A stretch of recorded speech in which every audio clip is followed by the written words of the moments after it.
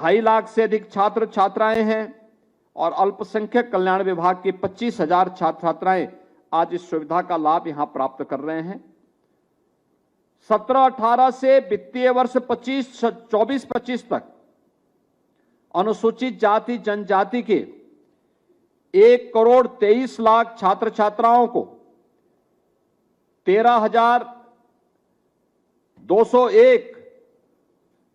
छात्र छात्राओं को इसके माध्यम से 9,150 करोड़ रुपए के धनराशि उनको वितरित की गई, यानी पैसा डीबीटी के माध्यम से उनके अकाउंट में भेजा गया। और 17-18 से लेकर के 24-25 में सामान्य वर्ग के 58,90,000 छात्र छात्राओं के लिए भी 5,945 करोड़ रुपए उनके अकाउंट में भेजने की व्यवस्था की गई। इसके साथ ही पिछड़ा वर्ग कल्याण विभाग में 16-17 से लेकर के अब तक जो व्यवस्था की गई, 16-17 में 17-18 में 1,648 करोड़ 91 लाख रुपए, 18-19 में 1,883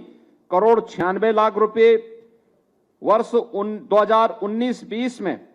1,887.29 करोड़ रुपए और 2020-21 में 1,505 करोड़ 53 लाख रुपए, 2021-22 में 1,581 करोड़ 92 लाख रुपए 42 लाख रुपए और 23-24 में 1,800 करोड़ 1,813 करोड़ 97 लाख रुपए और 23-24 में 2,608 करोड़ 13 लाख रुपए, 2024-25 में 2,861 करोड़ 38 लाख रुपए और 25-26 में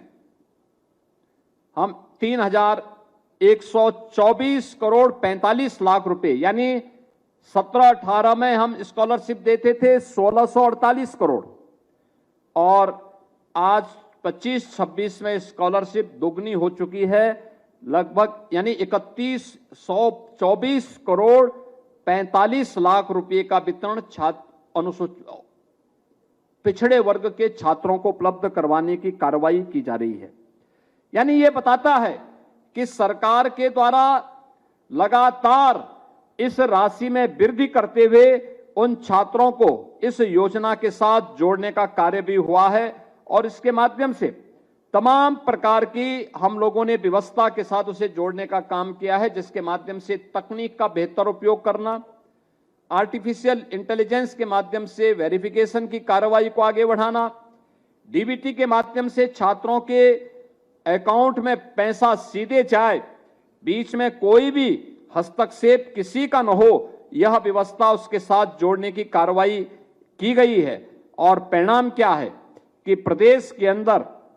हम लोग आज पिछड़े वर्ग के ही छात्रों को देखेंगे तो 2,07,53,457 छात्र छात्राओं को पिछड़े वर्ग के 13,535 करोड़ रुपए से की अधिक की राशि 17-18 से 24-25 के बीच में वितरित हुई है। यानी सरकार इस मामले में लगातार पूरी प्रतिबद्धता के साथ कार्य कर रही है और इस कार्यक्रम के साथ हर छात्र छात्रा को जोड़ने का काम कर रही है। इसके लिए सरकार ने 16-17 से एक और व्यवस्था बनाई है कि पिछड़े वर्ग के छात्र छात्राओं के लिए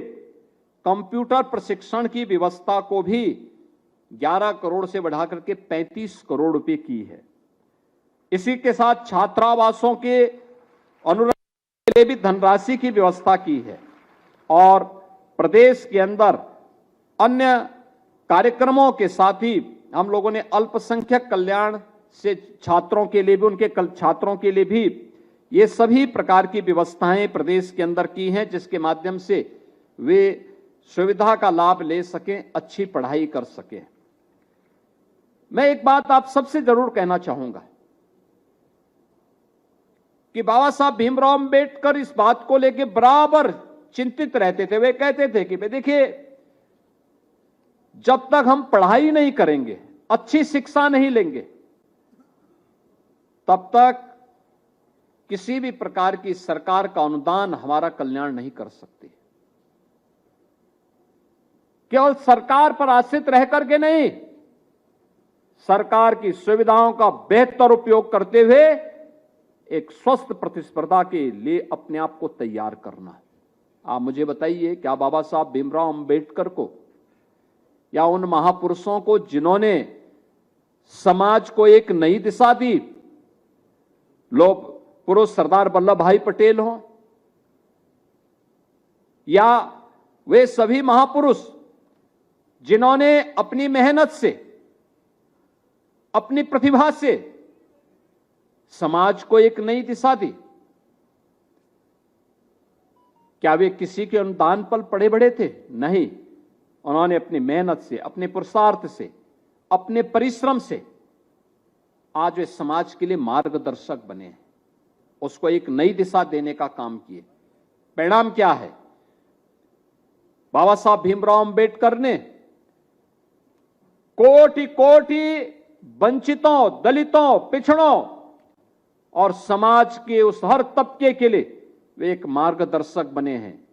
उनका मार्गदर्शन करता हुआ दिखाई देता है। उनका भारत के संविधान निर्माण से लेकर के उनके उस समय के भाषण, उस समय की उनकी बातें आज भी समाज को और दुनिया के अंदर जहां कहीं भी कोई शोषित है, वंचित है, बाबा साहब भीमराव अंबेडकर की बातें उन लोगों के लिए एक नई प्रेरणा है, एक नया प्रकाश है। हम क्यों नहीं आगे बढ़ सकते? हर व्यक्ति में सामर्थ्य है, शक्ति है, हुनर है। उसके लिए प्लेटफॉर्म देना इस संस्थानों का काम होना चाहिए, शिक्षण संस्थानों का काम, और संस्थानों को सपोर्ट करने का काम सरकार का होना चाहिए। ये सब मिलकर के काम करेंगे तो हम एक बेहतर भविष्य को और बेहतर बनाने में सफल हो सकते हैं। शताब्दी संकल्प है 2047 का, ये वही शताब्दी संकल्प है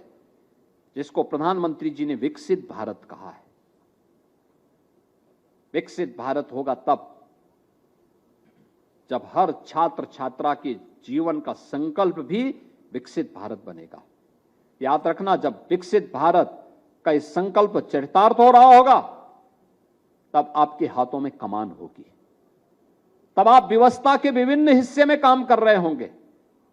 कोई सरकारी अधिकारी होगा, कोई जनप्रतिनिधि होगा, कोई मुख्यमंत्री होगा, कोई मंत्री होगा, कोई सरकारी नौकरशाह होगा, कोई पुलिस का अधिकारी होगा, कोई डॉक्टर होगा, कोई इंजीनियर होगा, कोई शिक्षक होगा, कोई व्यवसायी होगा, कोई उद्यमी होगा। अलग अलग तबके में वह नेतृत्व आपकी पीढ़ी के हाथों में आने वाला है।